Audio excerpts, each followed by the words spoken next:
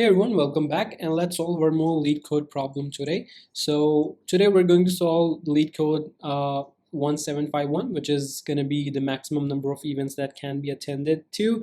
So we're given an array of events where each event consists of three values, which is the start day, the end day, and the value. And the event starts at the start date. So let's take this example. It starts on day 1, ends on day 2, and it has a value, or we get a profit of 4 by attending this.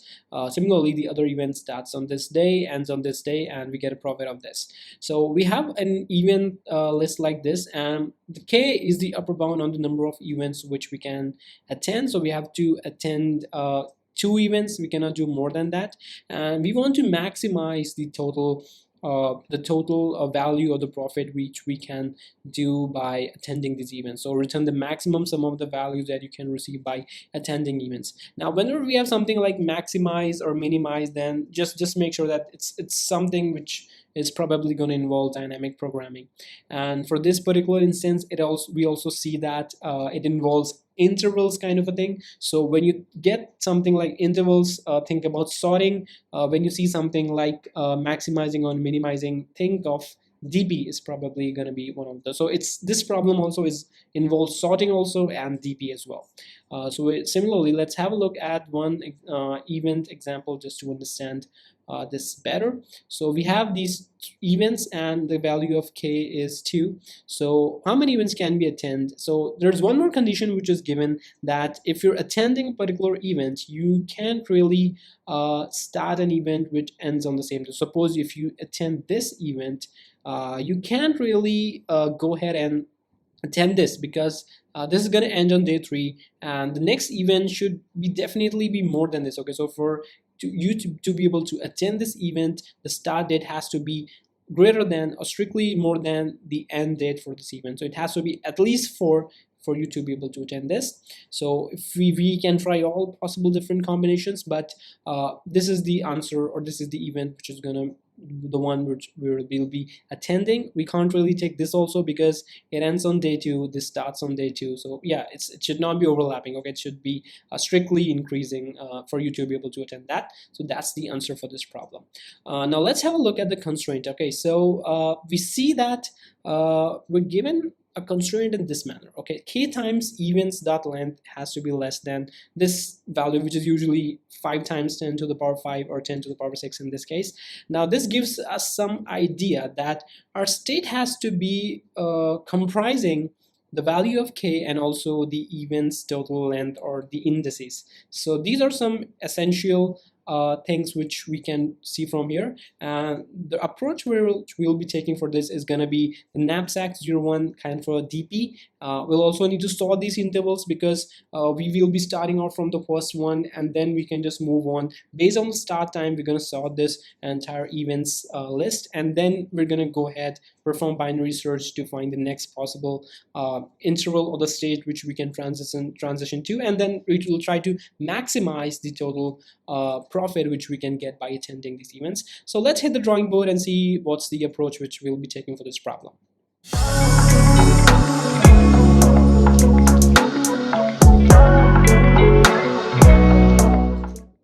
Alright guys, so we have the given list, and the first step over here would be to sort this given list by the starting value. So what I mean is the start time, we'll be sorting this given list of the events, and once that is done, we'll be using this for state transition and also for performing the binary search, so that we can find the next optimal state which we want to transition to. Now the state for this recursive DP 01 knapsack kind of a problem will consist of 2 values. One would be the index, and the next one would be the value of k currently at the state. So k is gonna reduce by 1 by 1. So it's 3, it'll go to 2, 1, and then we'll stop once it reaches 0. So these are the 2 values which will consist of the state, and we will start off with the first element itself. So we'll start off with 0 comma the value of k, which is 3, and we're going to move ahead from this value. Now at each index, or for each element, we have 2 options. Either we take that or we don't. So let's suppose we can take 2 possible routes from here. Okay, so let's suppose we take this value. So we're going to add the value, okay, or we're going to take the value for this event, which is a 1 in this case. So we're going to take 1 over here, and then we're going to move on to the next state. Now notice that for finding the next state, we're given a condition that the start value of that state has to be at least bigger, or it has to be strictly more than the end value for this particular event. Okay, so in this case, suppose it's 1 in this case. Now if I want to move on to some other event, it has to be greater than 1. So at least 2 should be the start value of the next event which I want to attend, or which I want to take. So we're gonna do a binary search on this segment, okay, the one starting from here. Reason being, it's sorted, and the next reason is it'll help us bring down the search to log of n. And yeah, that's the core concept over here in this question. So we'll have to do a binary search to find such value which is strictly more than the end value of the current event which I'm attending. So we see that it's 2 only in this case. Okay, so we're going to move on to that particular event, and now the state here in this case would be 1, which will be the index now we're on, and k will go down by 1, so it will be 2 in this case. It's okay, so we're at the state. Similarly, if we didn't choose to move take this event, we can just move ahead. We can just increment I, and we can just keep the state same as before. Right, now suppose we're in this state, I can take this event, so I'll just take that and I'll add 2, which is the value we have over here, the value over here, and then I can just move on to one more state, which is 2, 1. And why 2? Because this 3 is strictly increasing than the end value which we have over here of 2, right? So we can move to the state. Similarly, I can skip this, so in that case I can just move on to 2, 2, and that's how state transition works. For this particular case, okay, I'm at 0, 1, 2, I'm at 3, 3, 3. Now I need to move on to the next particular event, and I can definitely do that. So with a value of 3, I move on to 3, 0, but I have to stop over here because k is now 0, and we're going to stop our recursion at that point itself. So that's one value which we got over here. That's 1, 2, and 3. So this is one of the possible answers, but we're trying to maximize that. So that's why we use the DP approach over here. Now coming on to this branch, suppose here also we have 2 options, either we take or we don't. So I'm just gonna skip some of the states which we won't really get the optimal answer on, and I'm just gonna go with the most optimal possible sequence. Okay, so from this I'm at, okay, so now I'm at 1, so this particular one, I want to take this value, so I'm just gonna take this value. I'm just gonna take 2, and I'm gonna move on to the next step, which is 2, 2. And from this 2, 2, I can move on again by taking this value to, I will take 3, and now I will move on from this to this one.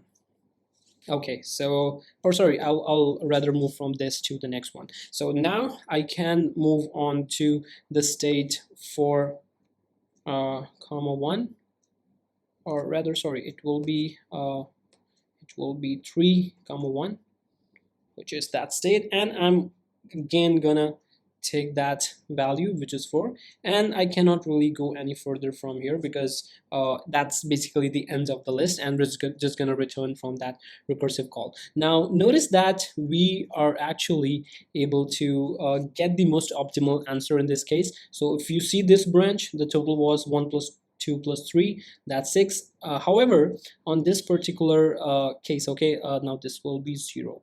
Now if I go down this path, my answer would be 0 plus 2 plus 3 plus 4, and that comes to 9, right? So that is the most optimal answer for this case, and our recursive function is just gonna maximize this value, and yeah, we're gonna just return 9 as the final answer for this problem.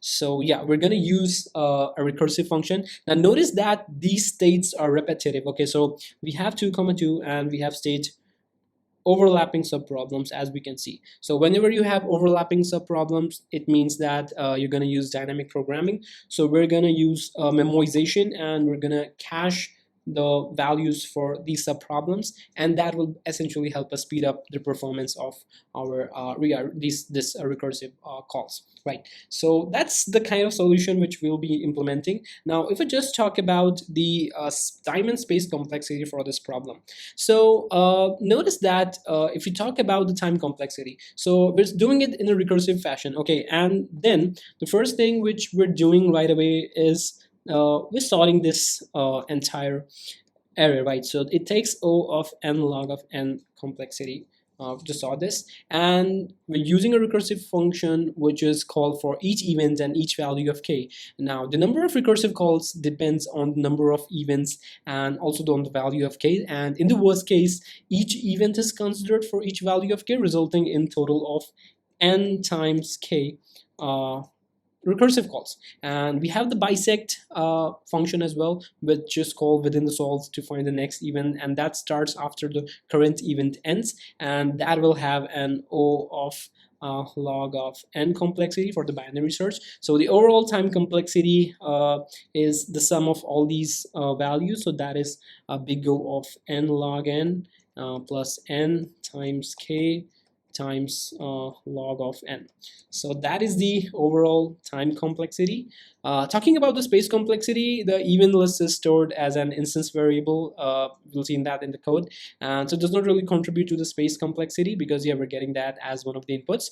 The space complexity of the recursive function, it's determined by the maximum recursion depth, right, and which is k. So each recursive call consumes an additional space on the call stack. Therefore, the space complexity would be big O of k for the recursion depth, and yeah, we're also storing or basically caching those values, but then that's gonna save us some value. So yeah, we can say that the space complexity is gonna be O of k for the space, and for time we have already calculated that this is the time complexity.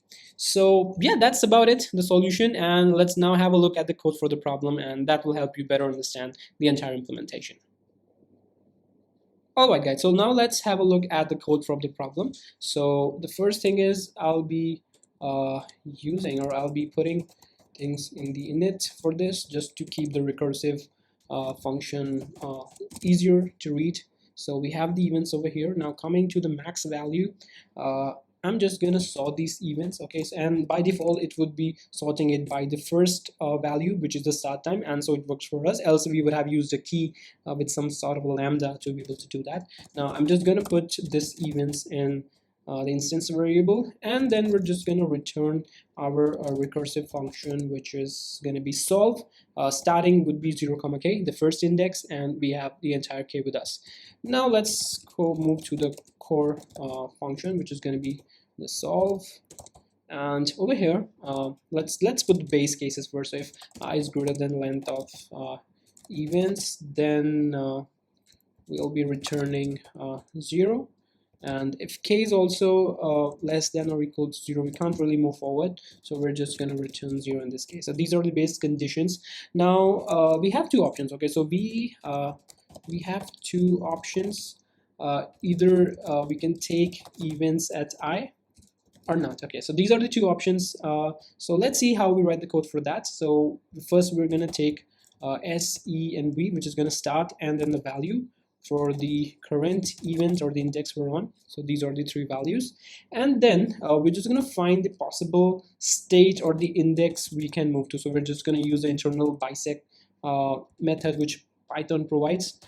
In another case, you can just use your own implementation of the binary search.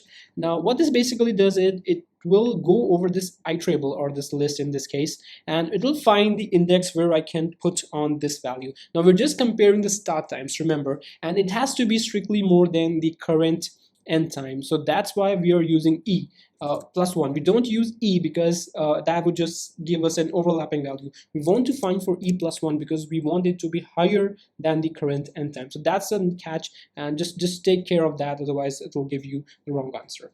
So that is one thing, and then we will just return the maximum. Okay, so as the question says, we want to maximize the value. So we have two options. We take this particular event, so in that case we're just going to add the value, and then we're going to move ahead and solve it for j, and k is going to be reduced because we have attended an event. In the other case, we can just move ahead because we're not using this particular event. Okay, so we're just gonna move into the next index. Okay, we're not gonna go to j, because since we're not attending this, we can safely move ahead to the next particular index as well. So it's gonna be I plus 1 comma k. In this case, k won't get reduced, and that's about it. So that's the entire implementation for this problem. Let's try to run this. It should work. Okay, it works. And now one more catch. We'll have to kind of be able to cache this. Okay, so you can either use a cache. Okay, so you can use a self.cache, which is going to be a dictionary where you can use I and k as the states, and then you can just check it in the solve and you just return if the value is already there in the cache. Okay, another easier way in Python is just use the cache decorator. That's going to cache things for you. That's it.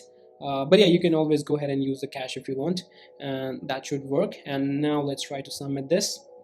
It should work, and perfect, it works. So yeah, we're done with this question, and yeah, that was it. Thank you so much for making it this much through the video. In case you have any questions, queries, or any problems with this or any suggestions, please leave that down in the comments below, and I'm just gonna meet you guys very soon with some other video. And also please share this video, like the video, and also subscribe to the channel. It's gonna help us a lot, and we're gonna come back with a lot of content around system design, object-oriented programming, and also more Leetcode problems. Until then, goodbye and have a great day.